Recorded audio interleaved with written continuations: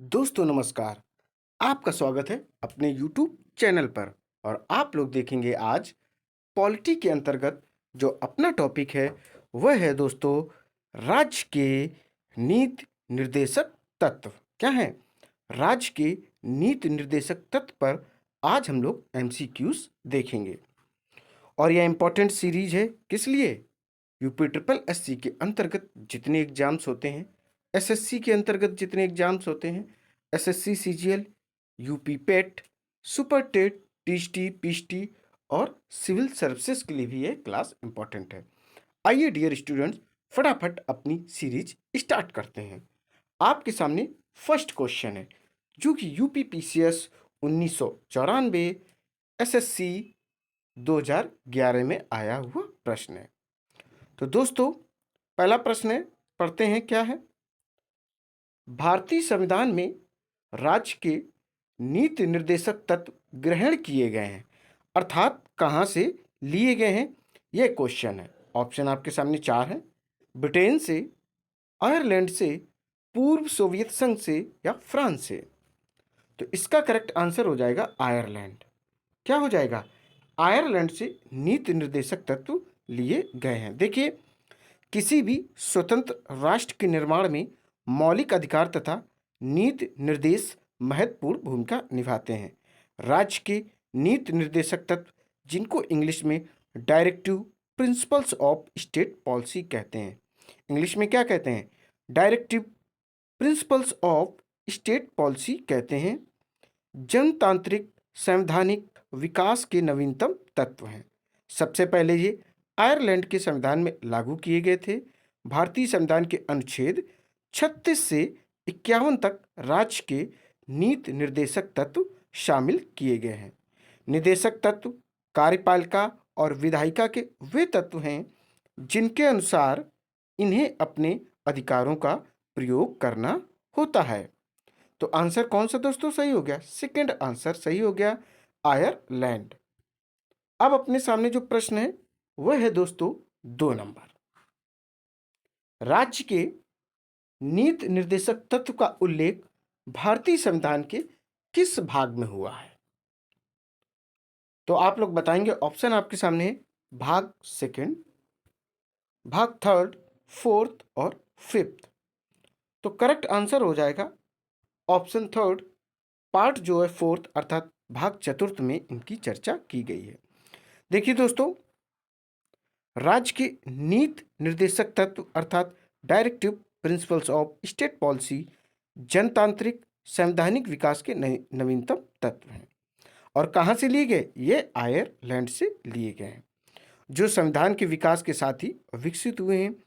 इन तत्वों का कार्य है एक जन कल्याणकारी राज्य की स्थापना करना, और ये संविधान के भाग 4 में वर्णित हैं।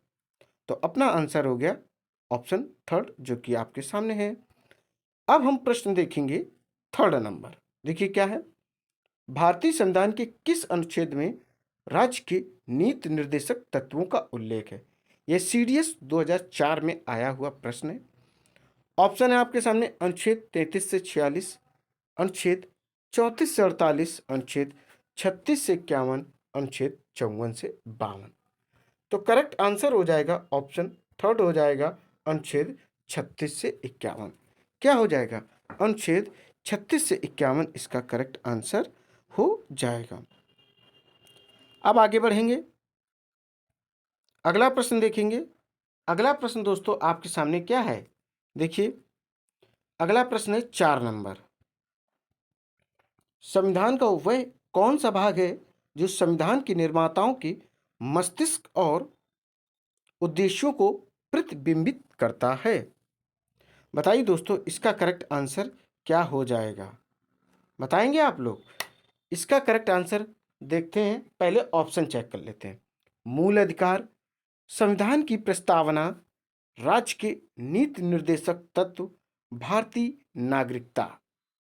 तो इसका जो करेक्ट आंसर हो जाएगा वह हो जाएगा राज्य के नीति निर्देशक तत्व।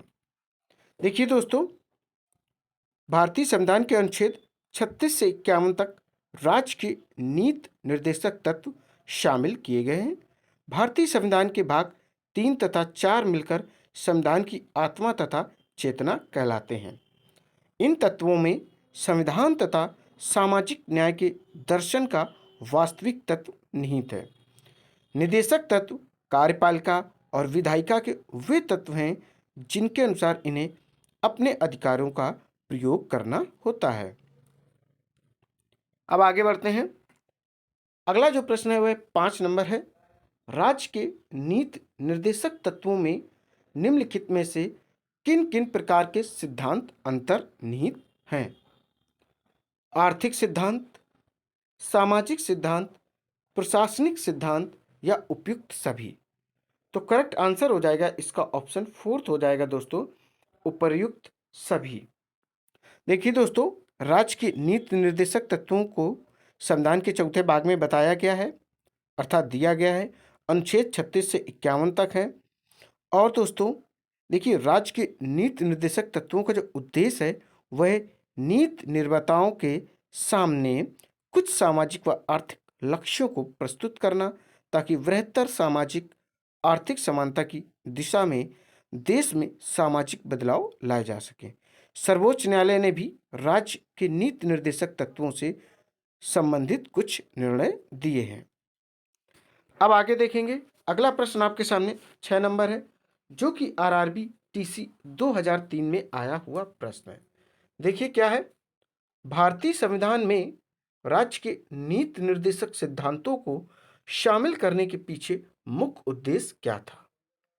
ऑप्शन फर्स्ट है कल्याणकारी राज्य की स्थापना करना, धर्मनिरपेक्ष राज्य की स्थापना करना, सरकार के निरंकुश कार्यों पर नियंत्रण रखना। फोर्थ ऑप्शन है नागरिकों के विकास के लिए सर्वोत्तम अवसर प्रदान करना। तो इसका जो करेक्ट आंसर हो जाएगा वह हो जाएगा ऑप्शन फर्स्ट, कल्याणकारी राज्य की स्थापना करना। देखिए दोस्तों, राज्य के नीति निर्देशक तत्व शासन व्यवस्था के मूलभूत अधिकार हैं। ये देश के प्रशासकों के लिए आचार संहिता की तरह कार्य करते हैं। इनको शॉर्ट में डीपीएसपी भी कहते हैं।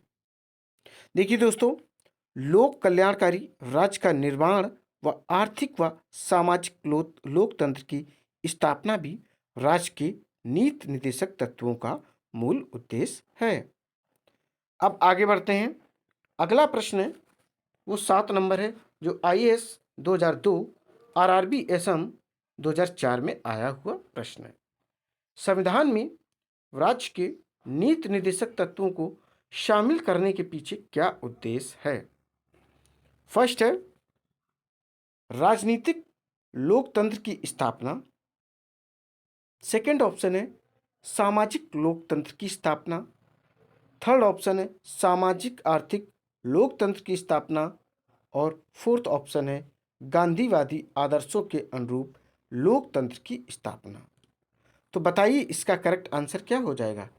इसका करेक्ट आंसर हो जाएगा ऑप्शन थर्ड हो जाएगा, सामाजिक आर्थिक लोकतंत्र की स्थापना।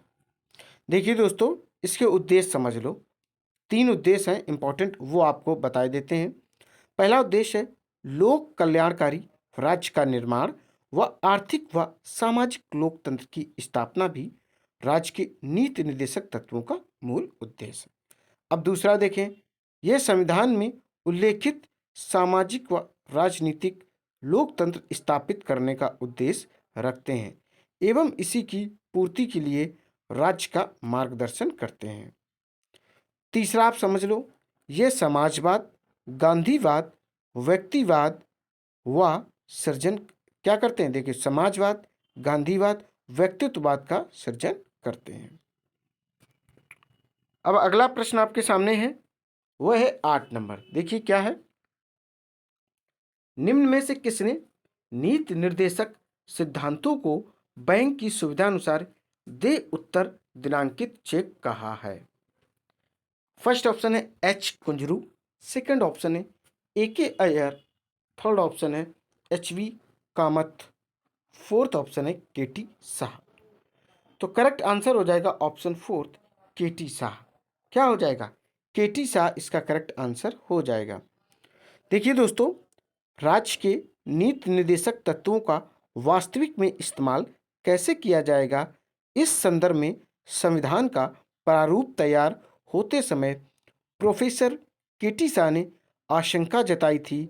उन्होंने यह महसूस किया था कि डायरेक्टिव सिद्धांत न्यायोचित नहीं है। उन्होंने इसे आर्थिक लोकतंत्र हासिल करने की नीतियों और सिद्धांतों के रूप में व्याख्या की थी, जिसके कॉन्सेप्ट को कभी नहीं बदला जाएगा और वह समय व परिस्थितियों पर आधारित है। इसे कैसे हासिल किया जाएगा, इस बारे में राज्य को उसके नागरिकों को जवाब देना होगा। इस तरह राज्य के नीति निर्देशक तत्व महज एक पवित्र घोषणा भर नहीं हो सकते हैं। अब अगला प्रश्न देखेंगे। अगला प्रश्न है आपके सामने 9 नंबर। देखिए क्या है, किस संवैधानिक संशोधन अधिनियम ने राज्य के नीति निर्देशक तत्वों को मौलिक अधिकारों की अपेक्षा अधिक प्रभावशाली बनाया है? देखिए ऑप्शन फर्स्ट क्या है, 42वां संविधान संशोधन अधिनियम 1976। सेकंड ऑप्शन है 43वां संवैधानिक संशोधन अधिनियम 1977, 44वां संवैधानिक अधिनियम 1978 और चौथा ऑप्शन है आपके सामने 45वां संवैधानिक संशोधन अधिनियम 1980। तो इसका करेक्ट आंसर हो जाएगा ऑप्शन फर्स्ट। क्या हो जाएगा? ऑप्शन फर्स्ट क्लियर हो जाएगा। देखिए दोस्तों, भारत का संविधान अर्थात 42वां संविधान संशोधन अधिनियम 1976 भारत के संविधान में एक और संशोधन किया गया। कुछ महत्वपूर्ण संशोधन समाजवाद, धर्मनिरपेक्षता और राष्ट्र की अखंडता के उच्च आदर्शों को स्पष्ट रूप से परिभाषित करने, नीति निर्देशक सिद्धांतों को अधिक व्यापक बनाने और उन्हें उन मूल अधिकारों जिनकी आड़ लेकर सामाजिक आर्थिक सुधारों को निष्फल बनाया जाता रहा है, पर वरीयता देने के उद्देश्य दिए गए हैं। अब हम लोग अगला प्रश्न देखते हैं। आपके सामने 10 नंबर है। भारतीय संविधान का कौन सा अंग समाजवादी व्यवस्था स्थापित करने की प्रेरणा देता है? मूल अधिकार, मूल कर्तव्य, नीति निर्देशक तत्व, नागरिकता। तो करेक्ट आंसर हो जाएगा ऑप्शन थर्ड, नीति निर्देशक तत्व। देखिए इसके मैंने 3 उद्देश्य आपको बताए थे। पहला था लोक कल्याणकारी राज्य का निर्माण व आर्थिक सामाजिक लोकतंत्र की स्थापना, ठीक। दूसरा था यह संविधान में उल्लेखित सामाजिक व राजनीतिक लोकतंत्र स्थापित करने का उद्देश्य रखते हैं, इसी की पूर्ति के लिए राज्य का मार्गदर्शन भी करते हैं। तीसरा बताया था समाजवाद, गांधीवाद, व्यक्तित्ववाद का भी सृजन करते हैं। अब आगे देखते हैं। अब प्रश्न है आपके सामने 11 नंबर। देखिए क्या है, ये IAS 1992 में आया हुआ है। संविधान में कल्याणकारी राज्य का आदेश दिया जाता है। 42वें संविधान संशोधन में जो फर्स्ट ऑप्शन है वह है 42वां संविधान संशोधन। प्रस्तावना में, नीति निर्देशक तत्व में, मूल अधिकारों में। तो इसका करेक्ट आंसर हो जाएगा ऑप्शन थर्ड, नीति निर्देशक तत्वों में। देखिए दोस्तों, इसके 3 उद्देश्य हैं। अभी मैंने आपको बताया था क्या था, लोक कल्याण राज्य का निर्माण, आर्थिक सामाजिक लोकतंत्र की स्थापना, और बताया था सामाजिक व राजनीतिक लोकतंत्र की स्थापना का उद्देश्य करना और इसी के द्वारा राज्य का मार्गदर्शन करना, समाजवाद, गांधीवाद, व्यक्तित्ववाद का भी सृजन करना। अब आगे बढ़ेंगे। अगला प्रश्न आपके सामने है 12 नंबर, जो कि MPPSC में आया हुआ है 1991 में। नीति निर्देशक सिद्धांत है वादयोग, वादयोग नहीं, मौलिक अधिकार, उपरोक्त में से कोई नहीं। तो इसका करेक्ट आंसर हो जाएगा ऑप्शन सेकंड, वादयोग नहीं। देखिए भारतीय संविधान के भाग 4 में उपस्थित अनुच्छेद 36 से 51 में राज्य के नीति निर्देशक सिद्धांतों की प्रकृति निर्देशात्मक है, लेकिन अनुच्छेद 37 के अंतर्गत न्यायालय द्वारा प्रवर्तनीय नहीं है। अब आगे बढ़ेंगे। अगला प्रश्न आपके सामने 13 नंबर है। नीति निर्देशक तत्वों का क्रियान्वयन निम्नलिखित में से किस पर निर्भर करता है? स्वतंत्र न्यायपालिका पर, राष्ट्रपति की इच्छा पर, सशक्त विपक्ष पर, सरकार के पास उपलब्ध संसाधनों पर। तो करेक्ट आंसर हो जाएगा ऑप्शन 4, सरकार के पास उपलब्ध संसाधनों पर। देखिए दोस्तों क्या होता है कि हमने आपको करेक्ट आंसर बता दिया चौथा, सरकार के पास उपलब्ध संसाधनों पर। अब आगे बढ़ेंगे। अगला प्रश्न है आपके सामने 14 नंबर, मूल अधिकार और राज्य के नीति निर्देशक तत्व में क्या अंतर है? फर्स्ट ऑप्शन है राज्य के नीति निर्देशक तत्व बंधनकारी हैं जबकि मूल अधिकार नहीं। सेकंड ऑप्शन है राज्य के नीति निर्देशक तत्व वाद योग हैं जबकि मूल अधिकार नहीं।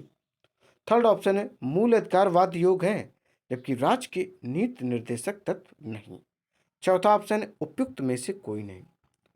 तो इसका जो करेक्ट आंसर हो जाएगा डियर स्टूडेंट्स, वह हो जाएगा थर्ड ऑप्शन, मूल अधिकार वाद योग हैं जबकि राज्य के नीति निर्देशक जो तत्व हैं वह वाद योग नहीं हैं। देखिए दोस्तों, और ये लिए कहाँ से गए? ये आयरलैंड से लिए गए हैं और जन कल्याणकारी भी यह कार्य करते हैं। अब आगे देखते हैं। अगला प्रश्न है 15 नंबर, मौलिक अधिकार एवं राज्य के नीति निर्देशक तत्वों के विषय में कौन सा कथन सही है? वे एक दूसरे के पूरक हैं, वे परस्पर विरोधी हैं, उन दोनों में कोई अंतर नहीं है, वे दोनों वाद योग्य हैं। तो करेक्ट आंसर हो जाएगा वे एक दूसरे के पूरक हैं। क्या है दोस्तों? वे एक दूसरे के पूरक हैं। अब अगला प्रश्न देखेंगे, 16 नंबर है जो कि बीपीएससी 1994 में आया हुआ प्रश्न है। एक कल्याणकारी राज्य के निर्देश आदर्श वर्णित हैं। ऑप्शन फर्स्ट में राज्य के नीति निर्देशक तत्व में, सेकंड ऑप्शन है मौलिक अधिकारों के अध्याय में, थर्ड ऑप्शन है संविधान की 7वीं अनुसूची में, और अपने पास चौथा जो वैकल्पिक उत्तर है वह है संविधान की प्रस्तावना में। तो करेक्ट आंसर हो जाएगा ऑप्शन फर्स्ट, राज्य के नीति निर्देशक तत्वों में। देखिए दोस्तों, लोक कल्याणकारी राज्य का निर्माण व आर्थिक व सामाजिक लोकतंत्र की स्थापना भी राज्य के नीति निर्देशक तत्वों का मूल उद्देश्य है। यह संविधान में उल्लेखित सामाजिक व राजनीतिक लोकतंत्र स्थापित करने का उद्देश्य रखते हैं एवं इसी की पूर्ति के लिए राज्य का मार्गदर्शन करते हैं। यह समाजवाद, गांधीवाद, व्यक्तित्ववाद का सृजन करते हैं और ये सभी राज्य नीति निर्देशक तत्वों में वर्णित हैं। अब अगला प्रश्न देखते हैं जो कि आईएएस 1984 में आया हुआ है। देखिए दोस्तों क्या है, नीति निर्देशक तत्वों को कार्यान्वित करने के लिए क्या मूल अधिकारों का हनन हो सकता है? ऑप्शन फर्स्ट है हाँ, ऑप्शन सेकंड है कुछ का, थर्ड ऑप्शन है नहीं, और फोर्थ का है विवादग्रस्त। तो इसका करेक्ट आंसर हो जाएगा ऑप्शन सेकंड, कुछ का। क्या है? कुछ में ऐसा हो सकता है। ठीक है, अब आगे बढ़ेंगे। अगला प्रश्न आपके सामने 18 नंबर है। यह एसएससी 2013 में आया हुआ प्रश्न है। देखिए क्या है, भारत के संविधान में अंतर्राष्ट्रीय सुरक्षा को प्रोत्साहन देना सन्निहित है। ऑप्शन फर्स्ट, संविधान के प्रस्तावना में, सेकंड ऑप्शन है राज्य के नीति निर्देशक तत्व में, थर्ड ऑप्शन है मौलिक कर्तव्य में, और फोर्थ ऑप्शन है नवम अनुसूची में। तो बताइए इसका करेक्ट आंसर क्या हो जाएगा? हो जाएगा सेकंड ऑप्शन, राज्य के नीति निर्देशक तत्व में। देखिए अनुच्छेद 36 में क्या है? परिभाषा है। अब आप इसके अनुच्छेद थोड़ा सा समझ लेते हैं। अनुच्छेद 36 में परिभाषा है। अनुच्छेद 37 में दिया गया है इस बात में अंतर्विष्ट तत्वों का लागू होना अर्थात प्रवर्तनीय है उच्च न्यायालय में। अनुच्छेद 38 में राज्य लोक कल्याण की अभिवृद्धि के लिए सामाजिक व्यवस्था बनाएगा। अनुच्छेद 39 में है राज्य द्वारा अनुसरणीय कुछ नीति तत्व। ठीक है, नीति तत्व अनुच्छेद 39 में राज्य द्वारा अनुसरणीय कुछ नीति तत्व। अनुच्छेद 39 का में आ जाइए, समान न्याय और निशुल्क विधिक सहायता। अनुच्छेद 40 में ग्राम पंचायतों का संगठन है। अनुच्छेद 41 में है कुछ दशाओं में काम, शिक्षा और लोक सहायता पाने का अधिकार। अनुच्छेद 42 में काम की न्याय संगत और मानवोचित दशाओं का तथा प्रसूति सहायता का उपबंध। अनुच्छेद 43 में है कर्मकारों के लिए निर्वाह मजदूरी आदि। अनुच्छेद 43 का में उद्योगों के प्रबंध में कर्मकारों का भाग लेना। अनुच्छेद 44 नागरिकों के लिए एक समान नागरिक संहिता। अनुच्छेद 45 देखेंगे बालकों के लिए निशुल्क और अनिवार्य शिक्षा का उपबंध। अब अनुच्छेद 46 देखेंगे अनुसूचित जाति, अनुसूचित जनजाति तथा अन्य दुर्बल वर्गों के शिक्षा और अर्थ संबंधी हितों की अभिवृद्धि। अनुच्छेद 47 पोषाहार स्तर और जीवन स्तर को ऊंचा करने तथा लोक स्वास्थ्य को सुधार करने का राज्य का कर्तव्य। अनुच्छेद 48 कृषि और पशुपालन का संगठन। अनुच्छेद 48 का पर्यावरण का संरक्षण और संवर्धन और वन तथा वन्य जीवों की रक्षा। अनुच्छेद 49 राष्ट्रीय महत्व के संस्मारकों, स्थानों और वस्तुओं को संरक्षण देना या सुरक्षा प्रदान करना। अनुच्छेद 50 कार्यपालिका से न्यायपालिका का पृथक्करण। और अनुच्छेद 51 जो है वह है अंतर्राष्ट्रीय शांति और सुरक्षा की अभिवृद्धि। फिर से आप दोस्तों एक बार समझ सकते हैं 51 में क्या है, अंतर्राष्ट्रीय शांति और सुरक्षा है। अनुच्छेद 50 में कार्यपालिका से न्यायपालिका का पृथक्करण। अनुच्छेद 49 आर्टिकल्स 49 में क्या है, जो राष्ट्रीय ऐतिहासिक इमारतें हैं उनको सुरक्षा देना। 48 का में पर्यावरण का संरक्षण, ठीक है। अनुच्छेद सिर्फ 48 में कृषि और पशुपालन का संगठन। अनुच्छेद 47 में क्या है, पोषाहार स्तर और जीवन स्तर को ऊंचा करने के लिए लोक स्वास्थ्य को सुधार करने, ठीक। और 46 की बात करें अनुसूचित जाति और जनजाति, इनके लिए शिक्षा और अर्थ संबंधी हितों के लिए व्यवस्था करना। 45 की बात करें तो बालकों के लिए निशुल्क और अनिवार्य शिक्षा। 44 में नागरिकों के लिए एक समान नागरिक संहिता। और 43 का में उद्योगों के प्रबंध में कर्मकारों का भाग लेना। अनुच्छेद 43 कर्मकारों के लिए निर्वाह मजदूरी आदि। अनुच्छेद 42 काम की न्याय संगत और मानवोचित दशाओं तथा प्रसूति सहायता का उपबंध। अनुच्छेद 41 कुछ दशाओं में काम, शिक्षा और लोक सहायता पाने का अधिकार। अनुच्छेद 40 ग्राम पंचायतों का संगठन। अनुच्छेद 39 का समान न्याय और निशुल्क विधिक सहायता। अनुच्छेद 39 राज्य द्वारा अनुसरणीय कुछ नीति तत्व। अब आइए अनुच्छेद 38 पर, राज्य लोक कल्याण की अभिवृद्धि के लिए सामाजिक व्यवस्था। और अनुच्छेद 37 में देखेंगे इस बात में अंतर्विशिष्ट तत्वों का लागू होना। अनुच्छेद 36 में क्या है, परिभाषा। अब आगे बढ़ते हैं। अगला जो आपके पास प्रश्न है वह है 19 नंबर, जो कि यूपी पीसीएस 1998 और 2010 में आया हुआ प्रश्न है। देखिए फर्स्ट ऑप्शन क्या है, मौलिक अधिकार है, मौलिक कर्तव्य है, आर्थिक अधिकार है, राज्य के नीति निर्देशक सिद्धांत का अंग है। करेक्ट आंसर हो जाएगा ऑप्शन फोर्थ। क्या हो जाएगा दोस्तों, ऑप्शन फोर्थ इसका करेक्ट आंसर हो जाएगा। देखिए दोस्तों, समान कार्य के लिए समान वेतन भारत के संविधान में सुनिश्चित किया गया है, राज्य के नीति निर्देशक सिद्धांत का ही अंग है। अब आगे देखेंगे प्रश्न नंबर 20 है, जो कि एसएससी 2000 में आया हुआ है। भारतीय संविधान के निम्नोक्त भागों में से किस एक में न्यायपालिका तथा कार्यपालिका के पार्थक्य का प्रावधान है? प्रस्तावना, मूल अधिकार, राज्य के नीति निर्देशक सिद्धांत, सातवीं तालिका। तो करेक्ट आंसर हो जाएगा राज्य के नीति निर्देशक सिद्धांत। ये पूरे अनुच्छेद मैंने आपको बता दिए हैं, फिर से आप रिमाइंड करके उनको सुन सकते हैं। अब आगे बढ़ते हैं। अब अपने पास प्रश्न है वह है 21। जो कि एसएससी 2000 में आया हुआ है। देखिए क्या है, भारतीय संविधान में राज्य के नीति निर्देशक सिद्धांत को किस मुख्य कारण से सम्मिलित किया गया है? फर्स्ट ऑप्शन है कल्याणकारी राज्य की स्थापना के लिए, धर्मनिरपेक्ष राज्य की स्थापना के लिए, सरकार के स्वेच्छाचारी आचरण को रोकने के लिए, सरकार को विकास में आवश्यक अवसर प्रदान करने के लिए। तो आपको इसका करेक्ट आंसर बताना है। फिलहाल चलिए हम बताते हैं, इसका करेक्ट आंसर हो जाएगा ऑप्शन फर्स्ट, कल्याणकारी राज्य की स्थापना के लिए। इसमें सारे अनुच्छेद आप फिर से एक बार पढ़ सकते हैं। अब आगे बढ़ते हैं।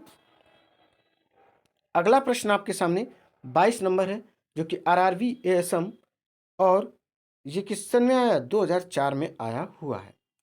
मूलभूत संविधान में कौन से भाग में राज्य लोक कल्याण की संकल्पना सम्मिलित की गई है? संविधान की प्रस्तावना में, संविधान की दूसरी अनुसूची में, संविधान की तीसरी अनुसूची में, राज्य के नीति निर्देशक तत्व में। तो करेक्ट आंसर हो जाएगा इसका ऑप्शन फोर्थ। क्या हो जाएगा दोस्तों? फोर्थ ऑप्शन हो जाएगा राज्य के नीति निर्देशक तत्व। देखिए दोस्तों, यह रहा, इसको डीपीएसपी भी शॉर्ट में बोलते हैं। क्या बोलते हैं? Directive principles of state policy, इसको इंग्लिश में कहते हैं, डीपीएसपी भी कहते हैं। चलिए आगे बढ़ते हैं। अगला प्रश्न आपके सामने 23 नंबर है। यह आरआरबी एएसएम में और एसएससी में आया हुआ है। देखिए क्या है, संविधान का कौन सा अंश भारत के नागरिकों को आर्थिक न्याय प्रदान करने का संकेत करता है? ऑप्शन फर्स्ट है राज्य के नीति निर्देशक तत्व, ऑप्शन सेकंड है मौलिक अधिकार, और थर्ड ऑप्शन है प्रस्तावना, और फोर्थ ऑप्शन है उपयुक्त सभी। तो आपको बताना है इसका करेक्ट आंसर क्या हो जाएगा। देखिए दोस्तों, इसका करेक्ट आंसर हो जाएगा ऑप्शन फर्स्ट, राज्य के नीति निर्देशक तत्व। फिर से आज जाकर आप सारे अनुच्छेद एक बार रिवाइज कर सकते हैं। आगे बढ़ते हैं। अगला प्रश्न है 24 नंबर, आरआरबी एसएम 2005 में आया हुआ है। देखिए दोस्तों, निम्नांकित में से कौन सा राज्य नीति का नीति निर्देशक सिद्धांत नहीं है? फर्स्ट ऑप्शन है अंतरराष्ट्रीय शांति को प्रोत्साहन, सेकंड ऑप्शन है 14 वर्ष तक के बच्चों को निशुल्क अनिवार्य शिक्षा प्रदान करना, और थर्ड ऑप्शन है गोवध निषेध, और फोर्थ ऑप्शन है निजी संपत्ति की संपत्ति। तो करेक्ट आंसर हो जाएगा इसका ऑप्शन फोर्थ हो जाएगा। क्या हो जाएगा? ऑप्शन फोर्थ इसका क्लियर हो जाएगा। अब आगे बढ़ेंगे दोस्तों, देखते हैं क्या है अगला प्रश्न। अगला प्रश्न आपके सामने है 25 नंबर, राज्य के नीति निर्देशक तत्व नहीं है, वैज्ञानिक मनोभाव के विकास का, पोषाहार के स्तर को ऊपर उठाना, कमजोर श्रेणियों के आर्थिक हित को बढ़ाने का, और चौथा ऑप्शन है कार्यपालिका से न्यायपालिका को अलग रखने का। तो इसका करेक्ट आंसर हो जाएगा ऑप्शन फर्स्ट। क्या हो जाएगा? ऑप्शन फर्स्ट है जो राज्य के नीति निर्देशक तत्व नहीं है, वह है वैज्ञानिक मनोभाव के विकास का। आगे बढ़ते हैं दोस्तों, देखेंगे अगला प्रश्न क्या है अपने सामने। ये रहा 26 नंबर, राज्य के नीति निर्देशक तत्व में क्या शामिल है जो मूल अधिकार में नहीं है?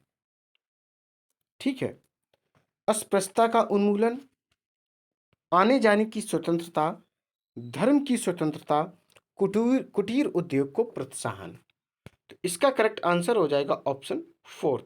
क्या हो जाएगा? ऑप्शन फोर्थ एकदम क्लियर हो जाएगा, कुटीर उद्योग को प्रोत्साहन। अब आगे बढ़ते हैं। अगला प्रश्न है अपने सामने 27, जो कि आरआरबी ईसीआरसी 2000 में आया हुआ प्रश्न है। देखिए, किसी नीति निर्देशक सिद्धांत को प्रायः समाजवादी माना जाता है। क्या माना जाता है? समाजवादी माना जाता है। फर्स्ट ऑप्शन है ग्राम पंचायतों की स्थापना, गोवध पर प्रतिबंध, अंतर्राष्ट्रीय शांति एवं सुरक्षा को प्रोत्साहन, आय की असमानताओं को कम से कम करना। देखिए दोस्तों, इसका करेक्ट आंसर क्या हो जाएगा? ऑप्शन फर्स्ट हो जाएगा, ग्राम पंचायतों की स्थापना। देखिए, किसी नीति निर्देशक सिद्धांत को प्रायः समाजवादी माना जाता है, वह है ग्राम पंचायतों की स्थापना। और ग्राम पंचायतों की स्थापना जो है अनुच्छेद 40 में की गई है। किस अनुच्छेद में की गई? अनुच्छेद 40 में की गई है। अगला प्रश्न आपके सामने 28 नंबर है, जो कि एसएससी 2002 में आया हुआ है, 2002 और 11 में। निम्नलिखित निर्देशक सिद्धांतों में वह सिद्धांत कौन सा है जिसे गांधीवादी सिद्धांत कहा जाता है? फर्स्ट ऑप्शन है श्रमिकों और बच्चों का संरक्षण, और सेकंड ऑप्शन है स्वशासन के प्रभावी एकलों के रूप में ग्राम पंचायत का संगठन। थर्ड ऑप्शन है पुरुषों एवं महिलाओं के लिए समान कार्य। फोर्थ ऑप्शन है कार्यपालिका से न्यायपालिका को पृथक करना। तो इसका करेक्ट आंसर क्या हो जाएगा? सेकंड ऑप्शन हो जाएगा, स्वशासन के प्रभावी एकलों के रूप में ग्राम पंचायत का संगठन। और ग्राम पंचायत का संगठन दोस्तों अनुच्छेद 40 में है। अगला प्रश्न आपके सामने 29 है। देखिए क्या है, नीति निर्देशक तत्व का महत्व किसके लिए है? नागरिक के लिए, राज्य के लिए, समाज और संघ के लिए। तो करेक्ट इसका आंसर हो जाएगा राज्य के लिए। क्या हो जाएगा? राज्य के लिए। नीति निर्देशक तत्व राज्यों के लिए समर्पित हैं। अब आगे बढ़ते हैं। आपके सामने प्रश्न है 30 नंबर, जो कि एसएससी 2002 यूपी पीसीएस 2009 में आया हुआ प्रश्न है। देखिए क्या है, भारत के किस राज्य में समान नागरिक संहिता लागू है? भारत के किस राज्य में समान नागरिक संहिता लागू है? मेघालय, केरल, हरियाणा, गोवा। तो करेक्ट आंसर हो जाएगा इसका गोवा। क्या हो जाएगा दोस्तों? गोवा इसका करेक्ट आंसर हो जाएगा। देखिए दोस्तों क्या हो जाएगा? गोवा इसका करेक्ट आंसर हो जाएगा। देखिए दोस्तों, समान नागरिकता कानून भारत के संबंध में है, जहां भारत का संविधान राष्ट्र के नीति निर्देशक तत्व में सभी नागरिकों को समान नागरिकता कानून सुनिश्चित करने के प्रति प्रतिबद्धता व्यक्त करता है। हालांकि इस तरह का कानून अभी तक पूरी तरह से लागू नहीं किया जा सका है। गोवा एकमात्र ऐसा राज्य है जहां यह लागू है। गोवा की राजधानी क्या है? पणजी है, जो कि मांडवी नदी के किनारे स्थित है। और समुद्री सीमा सबसे कम लगती है गोवा की, और सबसे अधिक लगती है गुजरात की। चलिए अब आगे बढ़ते हैं दोस्तों। क्या करेंगे अब दोस्तों? आगे बढ़ेंगे। अब प्रश्न है आपके सामने 31, जो कि एसएससी 2002 में आया हुआ है। देखिए क्या है, राज्य के नीति निर्देशक सिद्धांतों के अनुसार किस आयु तक के बच्चों को निःशुल्क एवं अनिवार्य शिक्षा देने की आशा की जाती है? 14 वर्ष, 15 वर्ष, 16 वर्ष और 18 वर्ष। करेक्ट आंसर हो जाएगा इसका ऑप्शन फर्स्ट, 14 वर्ष। क्या हो जाएगा? 14 वर्ष क्लियर हो जाएगा। नीति निर्देशक तत्व बच्चों के लिए अवसरों और सुविधाओं की व्यवस्था से संबंधित है, ताकि उनका विकास अच्छी तरह हो। 14 वर्ष की आयु तक के सभी बच्चों के लिए मुफ्त एवं अनिवार्य शिक्षा प्रदान की जाएगी। आगे बढ़ते हैं। अगला प्रश्न है आपके सामने 32 नंबर, जो कि बीपीएससी 1996 में आया हुआ है। देखिए दोस्तों क्या है, राज्य के नीति निर्देशक सिद्धांत किस प्रकार मौलिक अधिकारों से भिन्न है? पहला ऑप्शन है पूर्वोक्त केंद्र सरकार के लिए एवं उपरोक्त राज्यों के लिए। सेकंड ऑप्शन है पूर्वोक्त संविधान का अंश नहीं है जबकि उपरोक्त है। थर्ड ऑप्शन है राज्य की नीति निर्देशक सिद्धांत प्रवर्तनीय नहीं है जबकि मूल अधिकार प्रवर्तनीय हैं। ऑप्शन फोर्थ इनमें से कोई नहीं। तो इसका जो करेक्ट आंसर हो जाएगा वह हो जाएगा थर्ड ऑप्शन। क्या हो जाएगा? Third option. देखिए, राज्य के नीति निर्देशक सिद्धांत प्रवर्तनीय नहीं है जबकि मूल अधिकार हैं वह प्रवर्तनीय हैं। आइए अब आगे बढ़ते हैं। अगला प्रश्न आपके सामने 33 नंबर है। भारतीय संविधान के कौन से संशोधन अधिनियम द्वारा टकराव की दशा में राज्य के नीति निर्देशक तत्वों को मूल अधिकारों पर वरीयता प्रदान की गई है। 26वां संविधान संशोधन, 42वां संविधान संशोधन, 43वां संविधान संशोधन और 52वां संविधान संशोधन। तो इसका करेक्ट आंसर हो जाएगा ऑप्शन सेकेंड, 42वां संविधान संशोधन। देखिए दोस्तों, 42वें संविधान संशोधन के तहत राज्य एक सुनिश्चित करेगा कि विधिक तंत्र इस प्रकार काम करे कि समान अवसर के आधार पर न्याय सुलभ हो, और वह विशिष्टता यह सुनिश्चित करने के लिए कि आर्थिक या किसी अन्य निरक्षरता के कारण कोई नागरिक न्याय प्राप्त करने के अवसर से वंचित न रह जाए। उपयुक्त विधान या स्कीम द्वारा किसी अन्य रीत से निशुल्क विधिक सहायता की व्यवस्था करेगा। अब आगे बढ़ते हैं। अगला प्रश्न है अपने पास 34 नंबर। भारतीय संविधान के अंतर्गत कल्याणकारी राज्य की अवधारणा निम्नलिखित में से किस अनुच्छेद में वर्णित है?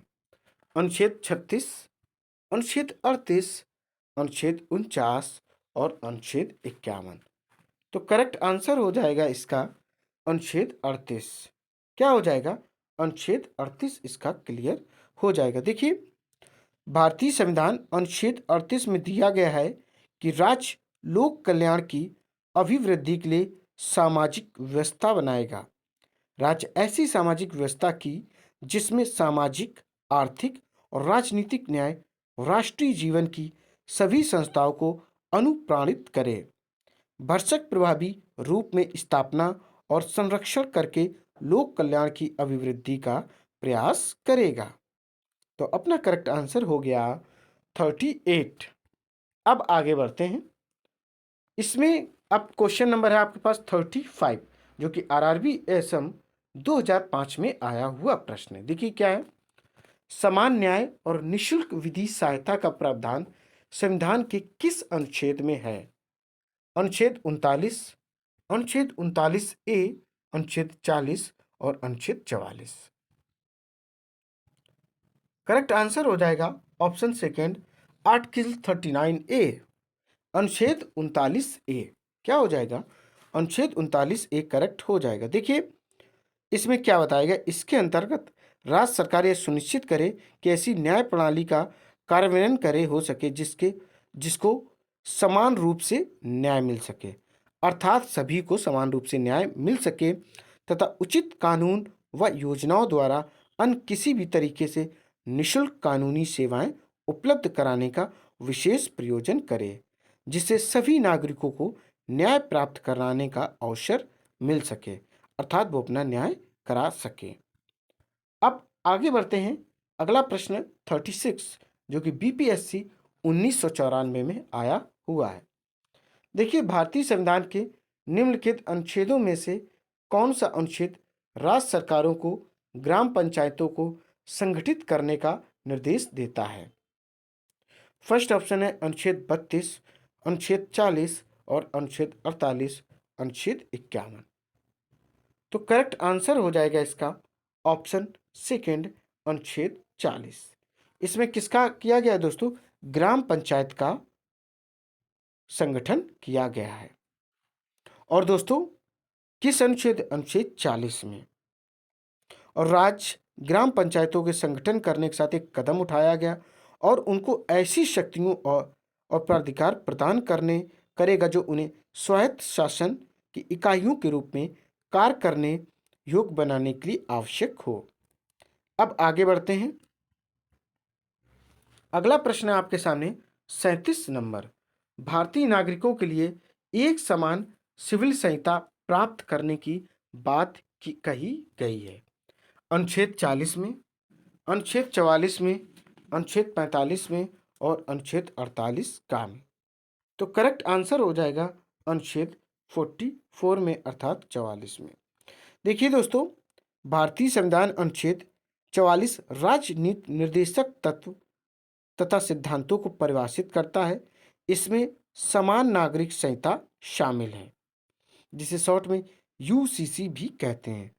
अनुच्छेद 44 में उल्लेख किया गया है कि नागरिकों के लिए देश के पूरे क्षेत्र में एक समान अधिकार हों तथा समान नागरिक संहिता की रक्षा करना राज्य का प्रमुख कर्तव्य भी हो। अब आगे बढ़ते हैं। अगला प्रश्न है आपके सामने 38 नंबर। क्या है 38 नंबर? संविधान के किस अनुच्छेद में न्यायपालिका का कार्यपालिका से पृथककरण का उद्देश्य है या उल्लेख किया गया है? Articles 45, articles 46, articles 58, articles 50। तो करेक्ट आंसर हो जाएगा इसका ऑप्शन 4, अनुच्छेद 50। क्या हो जाएगा? अनुच्छेद 50 इसका करेक्ट आंसर हो जाएगा। देखिए दोस्तों, इसमें बताया गया है कार्यपालिका से न्यायपालिका का पृथककरण। राज्य की लोक सेवाओं में न्यायपालिका को कार्यपालिका से पृथक करने के लिए राज्य कदम उठाएगा। अब आगे बढ़ते हैं। प्रश्न आपके सामने 39 है, जो कि आईएएस 2002 में आया हुआ प्रश्न है। राज्य के नीति निर्देशक सिद्धांतों में से किस अनुच्छेद का संबंध अंतर्राष्ट्रीय शांति और सुरक्षा के संवर्धन से है? अनुच्छेद 48, अनुच्छेद 51, अनुच्छेद 52, अनुच्छेद 54। तो इसका करेक्ट आंसर हो जाएगा ऑप्शन सेकेंड, अनुच्छेद 51। क्या हो जाएगा दोस्तों? अनुच्छेद 51 करेक्ट हो जाएगा। देखिए, इसमें क्या क्या बताया गया है। 51 का में बताया गया है अंतर्राष्ट्रीय शांति और सुरक्षा की अभिवृद्धि का। 51 खा में बताया गया है राष्ट्रों के बीच न्याय संगत और सम्मानपूर्ण संबंधों को बनाए रखना। 51 गा में बताया गया है संगठित लोगों के एक दूसरे से व्यवहारों में अंतर्राष्ट्रीय विधि और संधि बाध्यताओं के प्रति आदर बढ़ाने का। और 51 घा में बताया गया है अंतर्राष्ट्रीय विवादों के माध्य स्तंभ द्वारा निपटारे के लिए प्रोत्साहन देने का। और घा के अंतर्गत है प्रयास करेगा। तो चार चीजें हैं। 51 के चार पार्ट्स हैं, का, खा और घा। मैंने बता दिए हैं। खा में अंतर्राष्ट्रीय शांति है, सुरक्षा है। और खा में न्याय संगत चीजें हैं।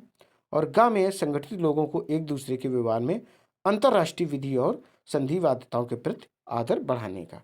घा में अंतर्राष्ट्रीय विवादों के मत स्तंभ एवं द्वार जो भी समस्याएं उनको निपटाने का। अब आगे बढ़ते हैं। अगला प्रश्न है अपने पास 40 नंबर। देखिए क्या है। भारतीय संविधान की किस अनुच्छेद द्वारा निम्न दुर्बल वर्गों को शिक्षा संबंधी सुरक्षा प्रदान की गई है? अनुच्छेद 45, अनुच्छेद 46, अनुच्छेद 47, अनुच्छेद 48।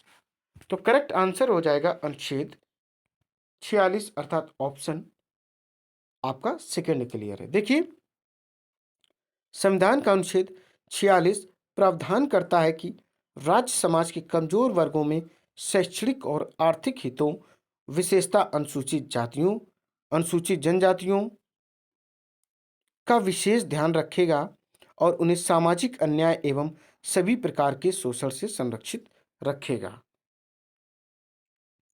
अब अपने पास प्रश्न है 41 अर्थात 41 नंबर। देखिए क्या है। काम करने के अधिकार को राज्य के नीति निर्देशक तत्वों में निम्नलिखित में से किस अनुच्छेद के अंतर्गत रखा गया है? अनुच्छेद 18, अनुच्छेद 21, अनुच्छेद 41, अनुच्छेद 46। करेक्ट आंसर हो जाएगा ऑप्शन थर्ड, आर्टिकल्स 41। क्या हो जाएगा? आर्टिकल्स 41 इसका करेक्ट आंसर हो जाएगा। देखिए, भारतीय संविधान अनुच्छेद 41 कुछ दशाओं में काम, शिक्षा और लोक सहायता पाने का अधिकार राज्य अपनी आर्थिक और विकास की सीमाओं के भीतर काम पाने के, शिक्षा पाने के और बेकारी, बुढ़ापा, बीमारी और निःशक्तता तथा अन्य अनर्ह अभाव की दशाओं में लोक सहायता पाने के अधिकार को प्राप्त कराने का प्रभावी उपबंध करेगा। अब आगे बढ़ते हैं। अगला प्रश्न अपने सामने है। इसमें क्या करना है दोस्तों? सूची फर्स्ट को सूची सेकंड से सुमेलित करना है। सूची जो प्रथम है उसमें दिया गया है कुछ संविधान के अनुच्छेद हैं। सूची द्वितीय में विषय दिए गए हैं। फटाफट इनको पढ़ते हैं और करते हैं। देखिए, अनुच्छेद 40 में क्या है, अनुच्छेद 41 में क्या है, अनुच्छेद 44 में क्या है, अनुच्छेद 48 में क्या है। विषय है ग्राम पंचायतों का गठन, काम करने का अधिकार, समान नागरिक संहिता, कृषि एवं पशुपालन। तो इसका करेक्ट आंसर हो जाएगा ऑप्शन फर्स्ट। चलिए अब आपको करके दिखाते हैं। बिल्कुल दोस्तों, अनुच्छेद 40 की अगर बात करें एक की, तो इसमें ग्राम पंचायतों का गठन किया गया है, तो आप एक लिख सकते हैं। फिर अनुच्छेद 41 की बात करें तो इसमें काम करने का अधिकार, तो आप 2 लिख सकते हैं। फिर अनुच्छेद 44 की बात करें, समान नागरिक संहिता की बात की गई है, तो आप 3 लिख सकते हैं। और अनुच्छेद 48 की बात करें तो इसमें हम कह सकते हैं कृषि एवं पशुपालन का गठन। अब आपके सामने प्रश्न है 43, देखते हैं क्या है। 43 नंबर, निम्न में से कौन सा राज्य के नीति निर्देशक तत्वों में शामिल है। कुछ सेंटेंस दिए गए हैं, 2 सेंटेंस हैं, पढ़ना है वाक्यों को। फर्स्ट है मानव के दुर्व्यापार और बलात् श्रम का प्रतिषेध। दूसरा जो वाक्य है मादक पेयों और स्वास्थ्य के लिए हानिकर औषधियों के औषधि प्रयोजनों से भिन्न उपयोग का प्रतिषेध। अब इसमें आपको बताना है कौन सा सही होगा। देखिए दोस्तों, केवल एक, केवल दो, थर्ड ऑप्शन एक और दोनों, और फोर्थ ऑप्शन ना तो एक और ना ही दो। तो करेक्ट आंसर हो जाएगा इसका केवल दो। अर्थात क्या हो जाएगा, मादक पेयों और स्वास्थ्य के लिए हानिकर औषधियों के औषधि प्रयोजनों से भिन्न उपयोग का प्रतिषेध है। देखिए दोस्तों, अब आगे बढ़ते हैं, इसी सीरीज को बढ़ाते हैं फटाफट। अगला प्रश्न है आपके सामने 44 नंबर, यूपी पीसीएस 2018। निम्नलिखित में से कौन सा एक राज्य के नीति निर्देशक तत्वों का उद्देश्य नहीं है। देखिए दोस्तों, इसका फर्स्ट ऑप्शन हो जाएगा एक कल्याणकारी राज्य की स्थापना करना, और सेकंड ऑप्शन हो जाएगा सामाजिक आर्थिक कल्याण सुनिश्चित करना। थर्ड ऑप्शन हो जाएगा अंतर्राष्ट्रीय शांति एवं सुरक्षा की अभिवृद्धि करना। फोर्थ ऑप्शन है एक धार्मिक राज्य की स्थापना करना। देखिए दोस्तों, इसका करेक्ट आंसर हो जाएगा एक धार्मिक राज्य की स्थापना करना। क्या हो जाएगा दोस्तों, एक धार्मिक राज्य की स्थापना करना। थोड़ा सा बता देते हैं। देखिए दोस्तों, इसमें 3 उद्देश्य हैं। पहला है लोक कल्याणकारी राज्य का निर्माण व आर्थिक व सामाजिक लोकतंत्र की स्थापना भी राज्य के नीति निर्देशक तत्वों के मूल उद्देश्य हैं। यह, और दूसरा क्या है, यह संविधान में उल्लेखित सामाजिक व राजनीतिक लोकतंत्र स्थापित करने का उद्देश्य रखते हैं एवं इसी की पूर्ति के लिए राज्य का मार्गदर्शन करते हैं। ये समाजवाद, गांधीवाद, व्यक्तित्ववाद का सृजन करते हैं। तो इसका करेक्ट आंसर क्या है, फोर्थ ऑप्शन है। अब बढ़ेंगे आगे। अगला प्रश्न आपके सामने 45 नंबर है। देखते हैं इसका क्वेश्चन क्या है। यह पहले आप समझ लें, यूपी पीसीएस 2006 और 2010 में आया हुआ प्रश्न है। इनमें से कौन राज्य के नीति निर्देशक सिद्धांतों में सम्मिलित नहीं है। मद्य निषेध, काम का अधिकार, समान कार्य हेतु समान वेतन, सूचना का अधिकार। तो करेक्ट आंसर हो जाएगा इसका फोर्थ ऑप्शन, सूचना का अधिकार। क्या हो जाएगा दोस्तों, इसका करेक्ट आंसर हो जाएगा सूचना का अधिकार। देखिए, आरटीआई का अर्थ है सूचना का अधिकार। इसे संविधान की धारा 19A के तहत एक मूलभूत अधिकार का दर्जा दिया गया है। धारा 19(1) के तहत प्रत्येक नागरिक को बोलने और अभिव्यक्ति की स्वतंत्रता दी गई है और उसे यह जानने का अधिकार है कि सरकार कैसे कार्य करती है, इसकी क्या भूमिका है, इसके क्या कार्य आदि हैं। अब आगे बढ़ते हैं, तो इसका फोर्थ ऑप्शन है। अब देखेंगे आगे। अब प्रश्न है आपके पास 46। अब प्रश्न आप लोग देखेंगे जैसा कि है, यह यूपी पीसीएस एनटी 2006 में आया हुआ प्रश्न है। निम्नलिखित में से कौन सा एक संविधान के 42वें संशोधन द्वारा नीति निर्देशक तत्वों में नहीं जोड़ा गया है। फर्स्ट है शोषण से युवाओं तथा बच्चों की सुरक्षा। सेकेंड है समान न्याय तथा निःशुल्क कानूनी सलाह। थर्ड है सभी नागरिकों के लिए समान आचार संहिता। फोर्थ है उद्योगों के प्रबंधन में श्रमिकों की भागीदारी। तो बताइए इसका करेक्ट आंसर क्या हो जाएगा? इसका करेक्ट आंसर हो जाएगा ऑप्शन थर्ड, सभी नागरिकों के लिए समान संहिता। देखिए दोस्तों, संविधान 42वां संविधान संशोधन अधिनियम 1976 की धारा 8 द्वारा 3/1/1977 से अंतः स्थापित राज्य सुनिश्चित करेगा कि विधिक तंत्र इस प्रकार काम करे कि समान अवसर के आधार पर न्याय सुलभ हो और वह विशिष्टता यह सुनिश्चित करने के लिए आर्थिक या किसी अन्य निर्योग्यता के कारण कोई नागरिक न्याय प्राप्त करने के अवसर से वंचित न रह जाए। उपयुक्त विधान या स्कीम द्वारा किसी अन्य रीति से निःशुल्क विधिक सहायता की व्यवस्था करेगा। अब आगे बढ़ते हैं। अब क्वेश्चन है अपने पास 47। देखिए क्या है, भारत के कल्याणकारी राज्य होने का विचार पाया जाता है। यह दोस्तों उत्तराखंड पुलिस क्लर्क 2009 में आया हुआ प्रश्न है। संविधान की प्रस्तावना में, मौलिक अधिकारों में, नीति निर्देशक तत्व में, फोर्थ ऑप्शन ए और सी दोनों में। तो इसका करेक्ट आंसर हो जाएगा ए और सी दोनों। क्या हो जाएगा दोस्तों? ए और सी दोनों इसका आंसर हो जाएगा, संविधान की प्रस्तावना में और नीति निर्देशक तत्व में। अब आगे बढ़ते हैं। अगला प्रश्न आपके सामने है 48, जो कि दोस्तों कब आया हुआ है? यह आईएएस 2018 में आया हुआ एग्जाम है, सॉरी क्वेश्चन है, जो कि रिसेंटली 3 साल पहले आया हुआ है। चलिए आओ इसे फटाफट पढ़ते हैं और समझते हैं। भारतीय संविधान में प्रतिष्ठापित राज्य के नीति निर्देशक तत्वों के अंतर्गत निम्न प्रावधानों पर विचार कीजिए। पहला क्या है? भारतीय नागरिकों के लिए समान नागरिक संहिता सुरक्षित करना। सेकंड है ग्राम पंचायतों को संगठित करना।